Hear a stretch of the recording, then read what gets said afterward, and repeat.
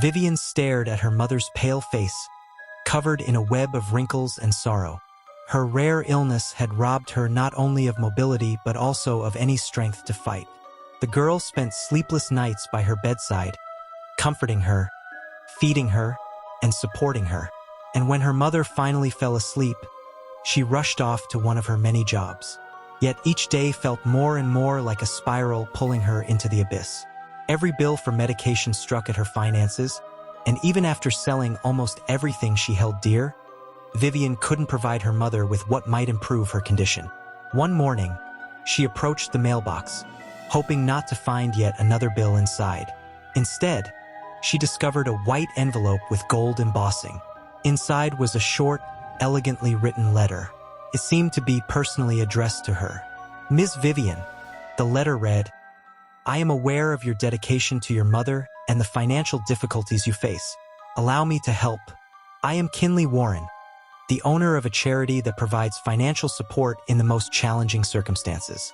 I invite you to dinner at the mansion listed below. You have a chance to receive funds for your mother's treatment, but be prepared for a little competition." Vivian's heart raced. It sounded almost like salvation, a chance she hadn't even hoped for. With no other options, she agreed, not burdening herself with figuring out all the details. The mansion turned out to be incredibly remote. A dark, unlit road led Vivian through the woods to a gloomy building that seemed lost in time. Old, with stone walls wrapped in ivy, it looked eerie. At the entrance, she was greeted by a tall man in a black suit, silent and unsettlingly sinister. He led her to a hall where other guests had already gathered, each appearing as though desperation had brought them here.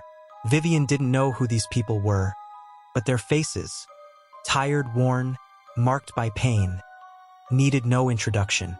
They stood silently, extending trembling hands to take the wine glasses offered by a servant. Finally, Kinley Warren appeared, his cold, deceptive smile in place. He regarded each guest as though measuring their worth. His voice was deep and penetrating as he began his speech. "Ladies and gentlemen, you are here because each of you has a need that you cannot fulfill alone. But today we will conduct something special. One of you will receive a once-in-a-lifetime chance. However, this chance must be earned." Vivian felt a cold sweat run down her back. The other guests seemed equally terrified. "The rules are simple," Kinley continued. "All you need to do is complete a challenge and stay until the end. But I must warn you, only one of you will leave this house." Dinner began to the sound of a violin, but an awkward, oppressive silence filled the hall. And although the dishes on the table were exquisite, no one dared to touch them. The evening in the dark mansion grew heavier. Kinley, calm and relaxed, informed the guests about the first trial. Each of them had to make a small cut on their own hand, just to taste the flavor of loss, as he coldly explained.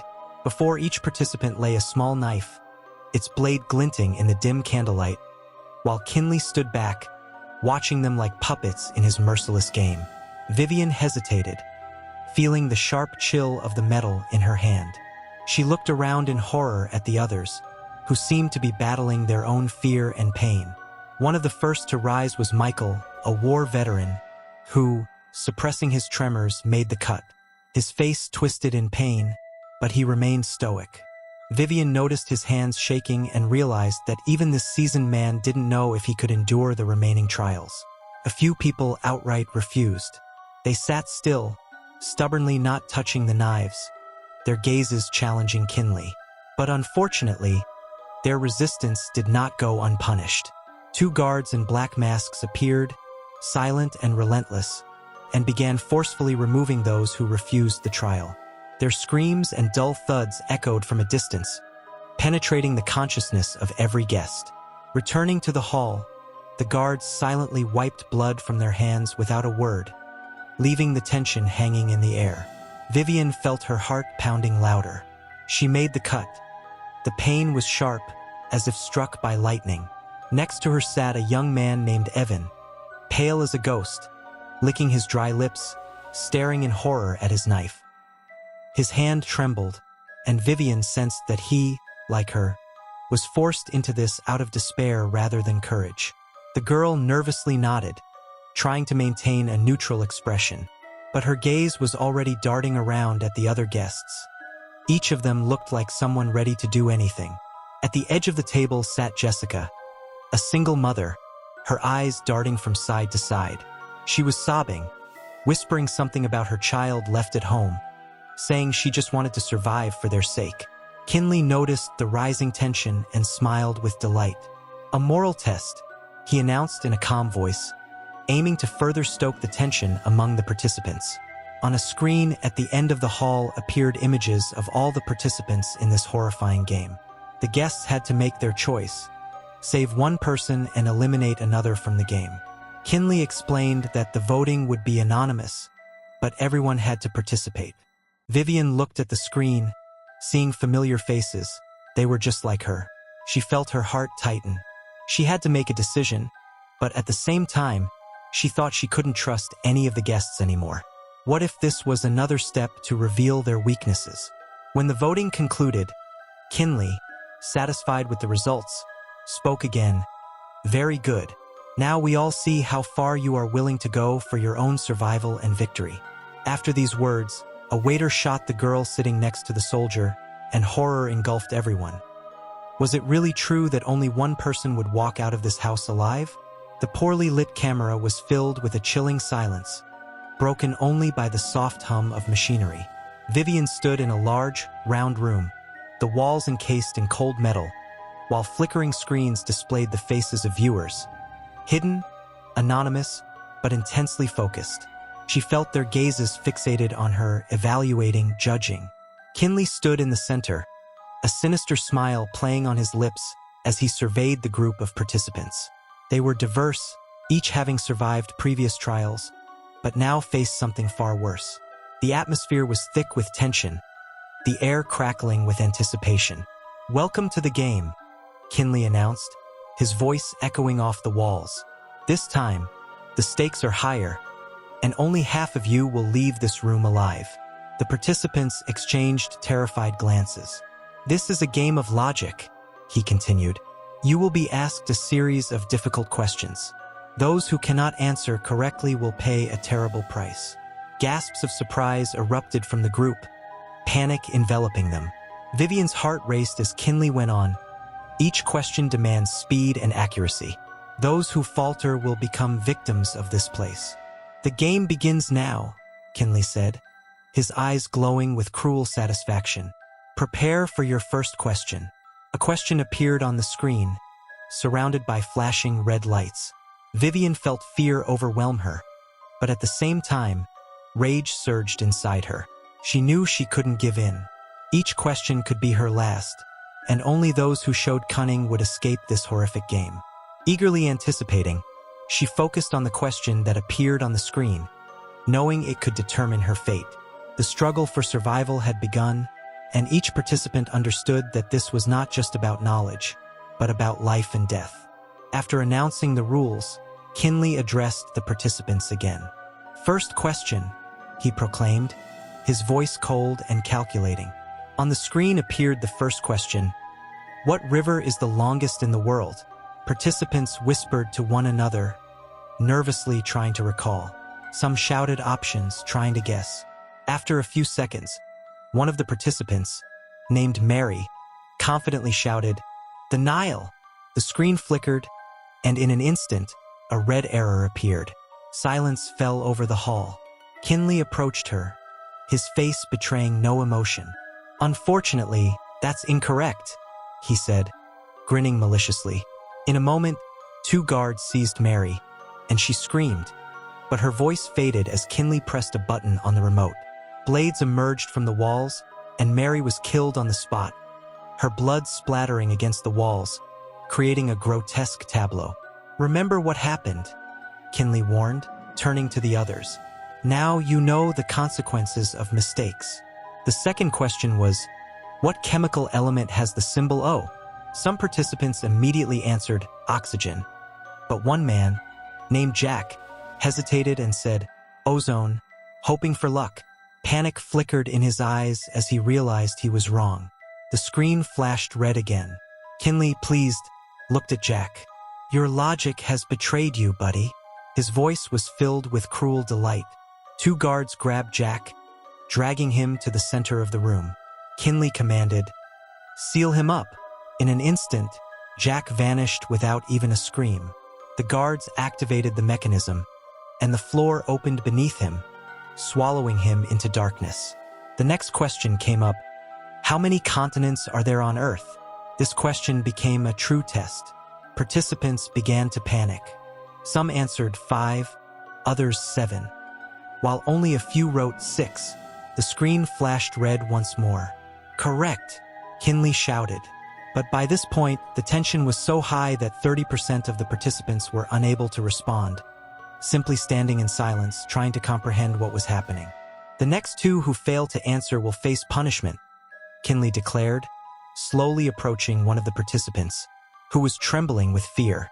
He pressed the button again, and the camera appeared, ready to capture the horror. "The game continues," Kinley said once more, and screams erupted in the room. Fear filled everyone as another question appeared. Which country is the largest by area? This question was about to be decisive. When the answer again sounded incorrect, the guards grabbed people and sent them into the abyss, blood once again flowing, threatening every remaining soul in the room. Kinley laughed, reveling in the chaos and fear enveloping his victims. Kinley, still smiling, watched the remnants of the survivors as he announced a new challenge, ominously hinting that it was based on a simple game of chance. The guards distributed old, tattered cards to each participant, a standard deck where the suits from 2s to aces were shuffled together. Their task was straightforward. They would draw a card, and the person with the lowest value wouldn't survive the next minute. "You all know what true despair is," Kinley addressed them, his eyes gleaming with anticipation for the spectacle. "But this time, fate will decide. Whoever loses will stay here forever, while the rest continue the game."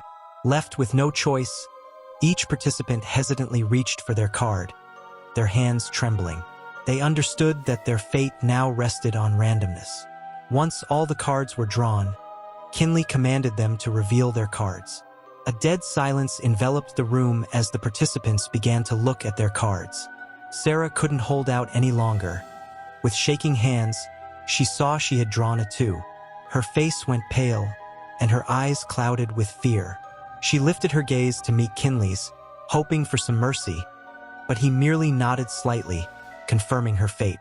The guards immediately lunged at her, silently yet inexorably, grabbing her arms and pinning her to the table. Sarah screamed, pleading for mercy as tears streamed down her face, but this only heightened Kinley's pleasure in her helplessness. One of the guards pulled out a gleaming knife and raised it above her, and in an instant, the room filled with screams and the splatter of blood that sprayed across the walls and onto the faces of the other participants. The others watched this horrifying scene, unable to look away, paralyzed by fear. Some stood frozen, while others began to sob quietly, realizing that they could be next. Kinley reveled in every second, observing how these people, who once had their own lives, had now become his puppets in this deadly game. He dealt the cards again, and the cycle repeated. This time, losing was Mabel, an elderly woman who trembled as she pressed the card to her chest, already knowing what awaited her. She didn't even resist when the guards took her by the shoulders and led her to the corner of the room, where the instruments of execution awaited.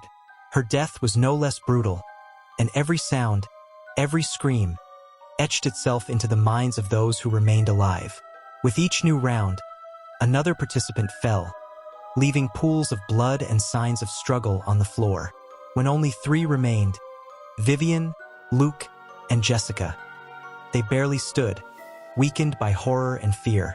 Kinley announced that the game would become even more brutal, emphasizing that they could all die if they weren't decisive enough in the next round. Vivian could hardly hold on, consumed by despair and self-loathing for agreeing to this, but she knew she had no choice but to fight. The game was taking a horrific turn, and 3 participants remained on stage. Vivian, Luke, the man who had lost his family to debt, and Jessica, a single mother willing to do anything for her sick child. Kinley, observing their tension, announced the final round before the end. In this trial, one of the three must die, and the death had to be so brutal that the audience couldn't look away. Kinley declared that the audience would choose who would be left to fate, handing their life over to the other two. To make the show spectacular, each viewer would vote for the victim, promising the highest donor the right to choose the instrument of execution. The choice fell to Luke, the strongest among them, who had seemed like a potential victor, but now relentless luck had caught up with him. The audience selected two items for this trial, a hammer and a steel wire. Kinley handed them to Jessica and Vivian, coldly explaining that it was now up to them to prove their will to live. They had to use these tools, and victory would go to whoever showed more ruthlessness. Vivian looked at Jessica in horror. She was terrified of becoming a ruthless machine under the influence of this game, but there was no other choice. Vivian stood over Luke, the cold steel wire trembling in her hands. Her heart raced, and her head buzzed with horror and fear, intertwined with a strange, unfamiliar feeling of hopelessness. Luke stared at her in disbelief, still hoping she would stop. His eyes pleaded, but they no longer begged for mercy, only for a quick end. Vivian knew that if she stopped, she would lose herself. Her fingers were cold and clammy, gripping the wire so tightly that it dug into her skin. Each second felt like an eternity. Jessica, standing nearby, had already made her choice, swinging the hammer down with fierce intent, mercilessly and with a hatred that perhaps was aimed more at herself than at Luke. Luke gasped, his strength fading with each blow from Jessica. But Vivian knew that it wasn't enough. She was next. The wire in her hands felt like a symbol of the line she shouldn't cross. But there was no choice now. She glanced at the masked crowd, at Kinley, who watched with refined delight, realizing that he was only interested in the spectacle. Everything happening now was just a sick amusement for him. Gathering her last bit of strength, she lifted the wire, wrapping it around Luke's wrists, trying not to look into his eyes, yet feeling his breath growing weaker as he struggled with the last of his strength. She tightened her grip on the wire, which now cut deeply into Luke's skin, robbing him of the ability to fight back. He no longer moved. A suffocating, deathly silence fell over the room. Vivian opened her hands, feeling them pulse as if all her emotions and inner turmoil poured out in those final seconds. She was no longer who she once was. She had become part of a cruel game, part of a world where human life weighed less than a minute of dirty entertainment. Vivian realized that she was now just an actress in a spectacle for twisted viewers. And from now on, to survive, she would have to play this role, keeping control of herself no matter what the cost. Vivian stood against the wall, trying to catch her breath after the last trial. Jessica, one of the few she had managed to keep in touch with during these challenges, stood beside her, gripping her hand tightly. Kinley calmly ascended a small platform, looking at them as if they were mere tools for his entertainment. "Welcome to all who remain," he said, his tone disturbingly soft. "But I must remind you, rules are the foundation of the game, and breaking those rules can cost you your life." Jessica looked worried, her eyes darting back and forth as she tried to understand what had just happened. Vivian held her breath as Kinley nodded to his guards. They grabbed Jessica, dragging her to the center of the room. "Please, no!" Jessica screamed, struggling with all her might. But the guards only tightened their grip on her arms, preventing her from moving. Kinley looked at her coldly as she pleaded for help. "Breaking the rules is a sign of weakness," Kinley said, his voice turning icy. "And I do not tolerate weakness." He pulled a sharp dagger from his pocket, turning it for everyone to see its gleaming blade. Vivian froze, wanting to look away but unable to tear her eyes from the unfolding horror. Kinley approached Jessica, who was on her knees, trembling with fear. He stopped in front of her, forcing her to look into his eyes. "Unfortunately, you thought you could cheat the system," he said, raising the knife to her throat. Jessica tried to scream, but the sound caught in her throat. With a single swift motion, he dragged the blade, leaving a bright red trail as Jessica fell to the floor. Vivian felt the ground give way beneath her. Her breath caught, and her eyes were locked on Kinley's face, which gazed back at her and the other participants with chilling indifference. "Remember this moment," he said, surveying the room. "This is your last lesson.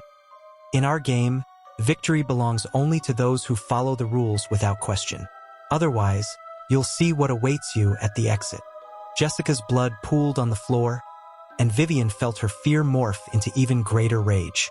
Vivian stood in front of the camera, her breathing heavy, echoing in the empty hall. The viewers behind their hidden screens watched her with cold, inhuman curiosity. She could no longer endure this sick spectacle. Throwing herself forward, she disabled one of the cameras, the sharp crack cutting off the broadcast and prompting the guards to rush at her. But she didn't care.